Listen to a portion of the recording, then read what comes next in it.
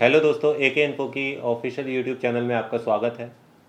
आज की जो वीडियो रहने वाली है वो रहने वाली है थर्मल कैमरे से रिलेटेड कि थर्मल कैमरा मार्केट में कई तरह के थर्मल कैमराज हैं। कैसे थर्मल कैमरा को आप यूज़ करेंगे और जब हम थर्मल कैमरा को ख़रीदेंगे तो उसे कैसे इंस्टॉल करेंगे और क्या क्या चीज़ें उसके साथ आपको देखने को मिलेंगी।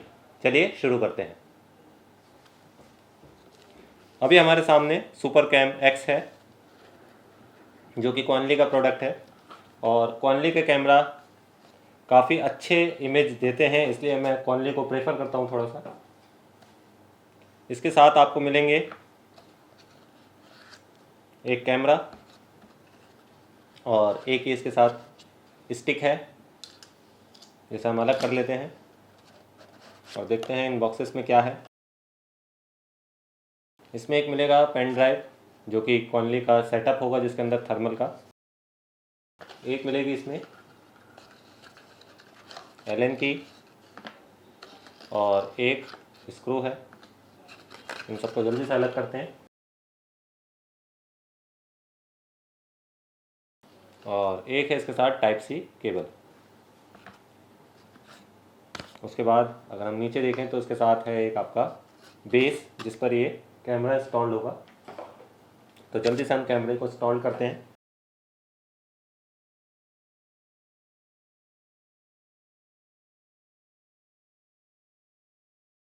दोस्तों, थर्मल कैमरा ज़्यादातर आपको पता ही है कि पहले जो रिपेयरिंग का प्रोसेस था या उसमें शॉर्टिंग वगैरह जो आती थी, उस शॉर्टिंग को निकालने के लिए हम ज़्यादातर रोज़न वगैरह का यूज़ करते थे। अब थोड़ा सा टेक्नोलॉजी फास्ट हो गई है, तो उस कंडीशन में हम थर्मल एक हमारे पास एक बेहतर ऑप्शन है। थर्मल कैमरे का ज़्यादातर हम यूज़ माइनर शॉर्टिंग के लिए करते हैं। जैसे कहीं 5 मिलीएम की, 7 मिलीएम की या 10 मिलीएम की शॉर्टिंग होती है, तो वहाँ पर हम थर्मल कैमरे का यूज़ करते हैं। हालांकि इससे आप बड़ी शॉर्टिंग भी ईज़िली फाइंड कर सकते हो। इसको चलाने का क्या तरीका रहेगा और ये आपके किस काम में ज़्यादातर यूज़ होगा, वो सारा इस वीडियो के लास्ट तक आपको देखने को मिलेगा। तो प्लीज़ वीडियो स्किप ना करें, एक एक स्टेप ध्यान से फॉलो करें, इसमें आपके लिए काफ़ी कुछ होगा। ये जो इसका बेस है काफ़ी मैट में है इसका बेस, ताकि जब आप इस पर काम करें या कोई बोर्ड रखें तो वो बोर्ड आपके बेस से शॉर्ट ना हो, इसलिए इसके ऊपर एक रबड़ लगा के दी गई है जो कि काफ़ी अच्छा है।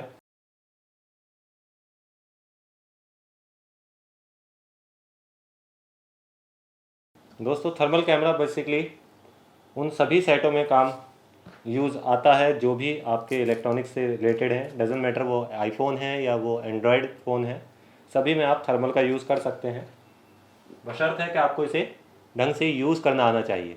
तो मैं आपको इस वीडियो में बताऊंगा कैसे आप इसे प्रॉपर यूज़ करेंगे। तो सबसे पहले हम इसका सेटअप जो है सिस्टम में इंस्टॉल कर लेते हैं। चलिए हम स्क्रीन पर चलते हैं और देखते हैं कैसे इसके सेटअप को इंस्टॉल करना है। जैसे कि इसकी वेबसाइट पर आपको दिख रहा होगा या जो आप इसके बॉक्स में देखेंगे उसकी वेबसाइट पर आपको www.conly.space.com पर जाकर आपको लॉगिन होना है और वहाँ पर अपनी मेल आईडी डालकर आपको रजिस्टर्ड होना है। जैसे ही आप रजिस्टर्ड होंगे तो वहाँ पर आपको इस तरह का एक लेआउट मिलेगा।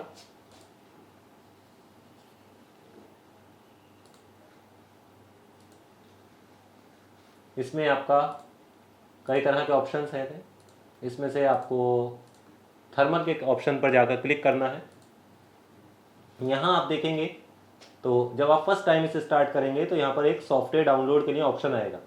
अगर आपने इसे डाउनलोड कर रखा है तो ये ओपन दी सॉफ्टवेयर पर चला जाएगा, जिसे आपको क्लिक करना है। उससे पहले अपने थर्मल को आप टाइप सी की मदद से कनेक्ट कर लें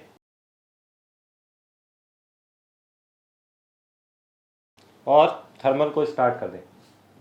जब आप थर्मल स्टार्ट करेंगे तो यहाँ पर कॉन्ली के ऊपर ऑन ऑफ स्पेस है इसका, यानी ये बटन ही है दोस्तों इसका जो स्टार्ट करने के लिए काम आता है। आप इसे प्रेस करें। जैसे ही आप प्रेस करेंगे इसमें से एक साउंड आती है और आपकी कॉन्ली की जो लाइट है वो हाईलाइट हो जाएगी, जिससे आपको पता चल जाता है कि आपका थर्मल कैम जो है वो ऑन हो चुका है। लेकिन ये डिस्प्ले पर अभी तक आपको स्क्रीन पर नहीं दिखेगा जब तक आप इसका सॉफ्टवेयर ओपन नहीं करते हैं। यह भी हमारा थर्मल ऑन हो चुका है। सबसे पहले हम इसकी लैंग्वेज को चेंज करेंगे।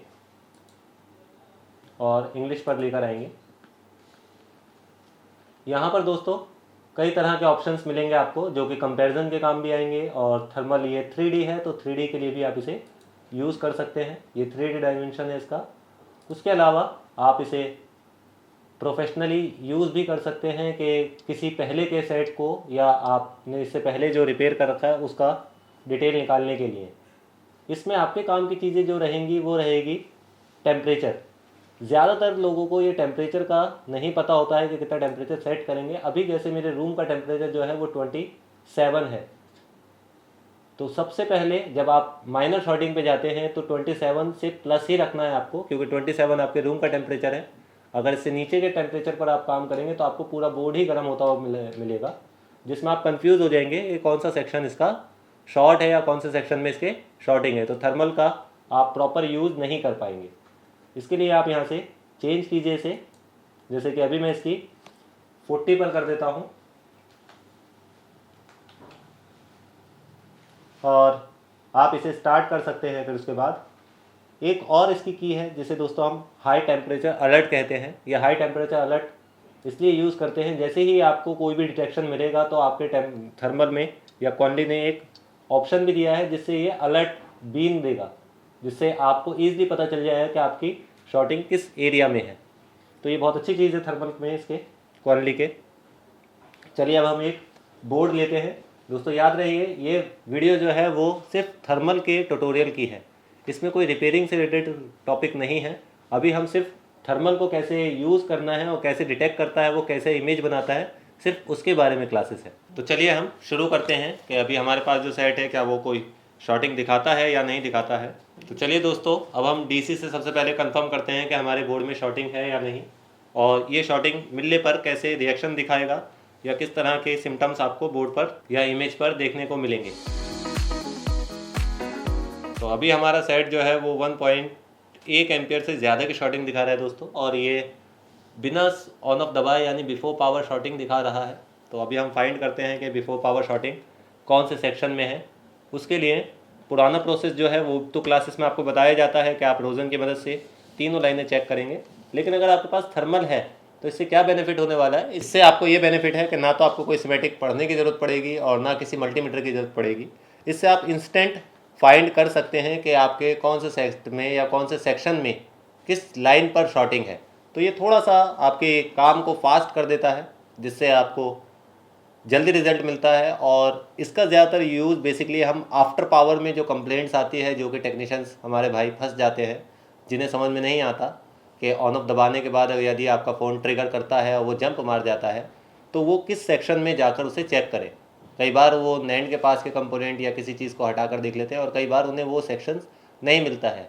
और कई बार आपके पास कुछ ऐसे सेट भी आते हैं जो कि तीनों लाइनें या दोनों लाइनें बिफोर पावर की, जिसमें हम बैटरी लाइन और वीसीसी लाइन ओके पाएंगे या ओके मिलेगी, लेकिन फिर भी आपका बोर्ड जो है वो before power shorting 5 milli amp की, 15 मिली एम्प की या 20 मिली एम्प की कंटिन्यूसली शॉर्टिंग दिखाता रहेगा। तो इस तरह के शॉर्टिंग को फाइंड करना बहुत टफ हो जाता है बिना थर्मल के।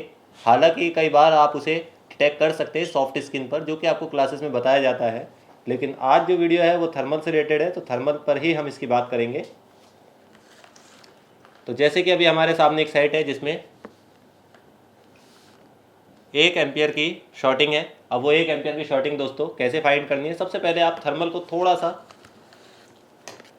तरीके से सेट करें। कई टेक्नीशियंस की या काम करने वालों की प्रॉब्लम होती है, वो कहते हैं थर्मल में इमेजेस सही नहीं आती है या थर्मल में डायरेक्ट आपको क्लियरिटी नहीं दिखती है। दोस्तों इसका काम आपको डायरेक्ट सेक्शंस बताने का है। इसकी जितनी इमेज क्लियर करना चाहें आप, तो उसके लिए आपको इसे एज ए माइक्रोस्कोप की तरह ही यूज़ करना है। थोड़ा सा आप इसे नीचे लेके जाइए और इसका जूम सेक्शन जो है वो थोड़ा सा और सेट कीजिए, आपको क्लियर इमेज मिलने लगेगी। लेकिन जितनी आप नीचे जाएंगे उतना आपका सेक्शन छोटा होता चला जाता है, लेकिन आप इजीली बता पाएंगे फिर कि कौन से सेक्शन में शॉर्टिंग है। और जब आप काम कर रहे होते हैं थर्मल से, तो एक चीज़ ध्यान रखिए कि बार बार आपने हाथों के साथ फ़ोन को कनेक्ट ना करें, क्योंकि आपकी उंगलियों का भी हिटिंग जो होगी वो भी थर्मल डिटेक्ट कर लेगा, जिसकी वजह से आपके बोर्ड की डिटेक्शन नहीं आएगी। तो इन चीज़ों का थोड़ा सा ज़्यादा ध्यान रखें आप इसमें। अभी हम चलिए देखते हैं कि हमारी ये शॉर्टिंग किस सेक्शन में है। यहाँ देखिए दोस्तों, कितना ईजिली आपको बता देता है कि किस सेक्शन में शॉर्टिंग है, और बहुत क्लियरली आप अपने रिजल्ट पर पहुंच जाते हैं कि अभी जैसे हमारे पास जो सेट है इसमें हमारे सेक्शन में बेस बैंड सेक्शन की जो मेन पीएमयू है, यानी बेस बैंड पीएमयू, वो इसकी शॉर्ट आ रही है। शॉर्ट होने के कई रीज़न हो सकते हैं दोस्तों। कई बार किसी टेक्नीशियन ने उल्टी लगा दी हो तब भी आपकी शॉर्टिंग आ सकती है। कई बार सेट हैवी ड्रॉप हो उसकी वजह से भी ये शॉर्टिंग आ सकती है। और कई बार कुछ टेक्नीशियन ओवर हीट कर देते हैं बोर्ड को, जिसकी वजह से शॉर्टिंग आ सकती है। तो अभी हम इसे फिर से देखते हैं और आप देखेंगे कितनी अच्छी क्लियर इमेज है इसकी। लेकिन इमेज को क्लियर करने के लिए दोस्तों, जो मैंने अभी आपको बताया है कि आपको इसकी जूमिंग और क्लियर करनी होती है, तो इसमें सेक्शंस थोड़ा छोटा हो जाएगा, लेकिन आप इजीली बता पाएंगे कि कौन से सेक्शन में शॉर्टिंग है। लेकिन इसके लिए आपको थोड़ा सा इस तरह से मूव कराना होता है। तो अभी हम देखेंगे तो हमारे फ़ोन में इस सेक्शन के अलावा कोई और सेक्शन में हीटिंग नहीं है, और इसकी हीटिंग जो है वो 123 डिग्री सेल्सियस की हीटिंग बता रहा है ये।